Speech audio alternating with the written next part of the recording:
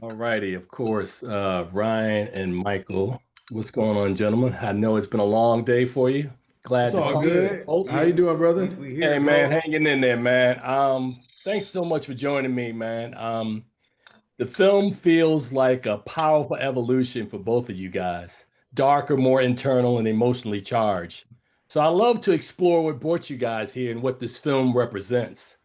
Now, what was the emotional or thematic spark that made this film you both needed to tell at this moment?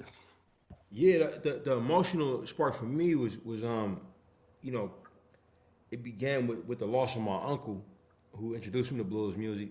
Was from Mississippi, lived there till he was about 20 years old.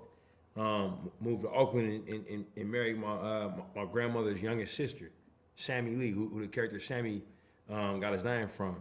And you know, somebody I loved for a long time. He was the oldest male member of my family, and he always had blues music on. He passed away in 2015, and I started to listen to blues music as a way to contemplate him, as a way to kind of conjure those old moments that we had together, and that's kind of what set me on a path of this movie.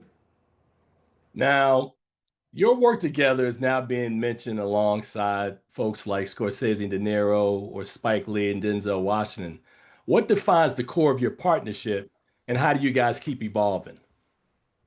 Man, I don't really know what defines the core of it. Obviously we have something that works really well when it comes to like, the business of it all and the art and the craft of making films and then the added bonus is like the personal relationships and the family dynamics that we have that I think makes it more than just about the work. That really care about this guy. You know what I'm saying? His family, his kids, and then with the people that you tend to care about, you wanna make sure that you always you doing them justice and this movie was deeply personal to him and his family. I want to make sure I'm a vessel in the right type of way to deliver. Make sure that I'm executing the vision as best I can, and along the way I'm getting pushed beyond my limits, into uncharted territory of like character development and character performance that I haven't had the opportunity to play up until this point. So to have somebody like Coog who trusts me, and believes in me, but also, knows that he can push me, further out there, and to see how I rise to the occasion, I think it's something that I ultimately need. You know what I'm saying? Like a coach that understands, his key players. Like, okay, this is going to get him, going in the second half. This is going, he needs this to X, Y, and Z. So it's a bit of that dynamic as well.